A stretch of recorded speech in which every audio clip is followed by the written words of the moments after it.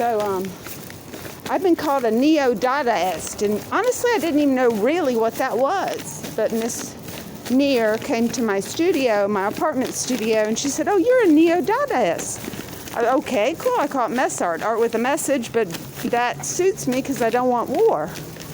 I guess as a visionary, I've been called a visionary too. I didn't know what that was, but I guess that just means I have imagination and I think ahead.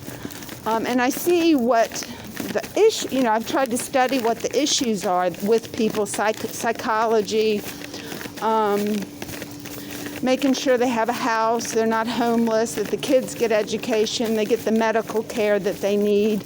And this is an up-and-coming country. We haven't been around that much, but I do see in the future things being better. I think more people are going to get trained in the medical field and make it easier.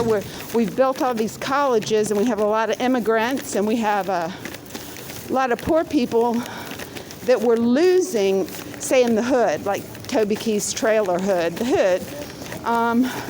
Communication has gotten better, and it's much, much better than, say, it was in the 1700s, where you had to do snail mail in a letter, and you couldn't talk to the person on a phone. So I think we should use that for productivity in the sense that we're not buying and selling stuff that's bad for our universe or the world. I do see a hovercraft coming, and we're going to pull all this asphalt up, and I decided to put it in a volcano. I said, well, that it probably is too toxic to throw in the ocean. And I always call it a coleoptera because it's modeled after a ladybug. And ladybugs should not be able to fly. It's a miracle. I took that in zoology. I was like, coleoptera, ladybug, Lepidoptera's a grasshopper.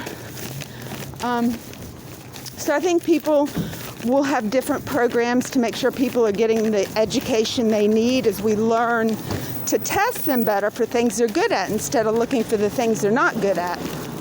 And then when we put people in jobs they enjoy, they will do a better job and they'll make better choices.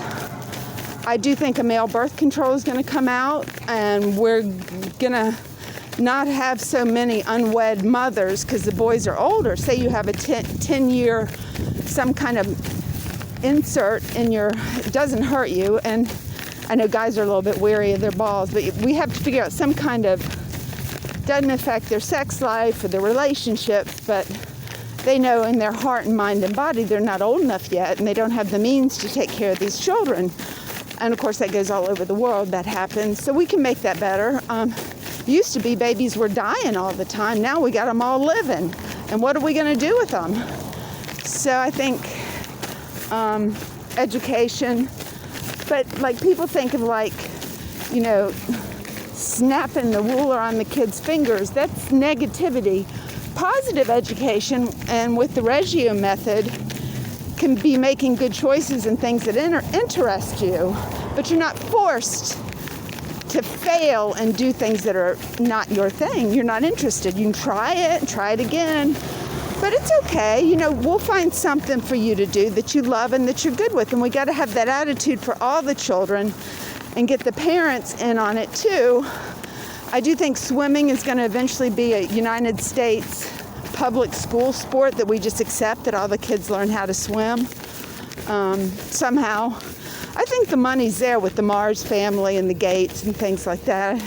It's just where there's a will, there's a way. And I've seen it's a little bit of an oversight in the poor neighborhoods because the segregated people couldn't go to the pools and they didn't learn to swim, so they can't teach their kids, and they have no money and little transportation until we can get them trained for a job in the arts. I mean, there's a lot of creative people that are they're not getting the training, and because then they're so poor that it's just degradation of the humans, that we need to look into this and make sure those things don't happen. So I'd say the world will be 75-80% just better. We're still going to have problems, new things that pop up.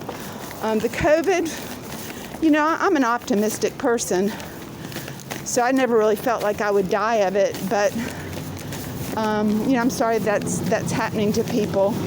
And I might just be in denial, which is possible. But I do think the cloth masks carry lots of viruses and germs if you're breathing on them. And then someone comes and talks to you, then their virus or their germs gets on your mask. So when you take your mask off, you should not only wash your mask, you should wash your hands. You should Clorox everything in your house, especially if you're vulnerable for this. And stay home. Don't come out. Thank you.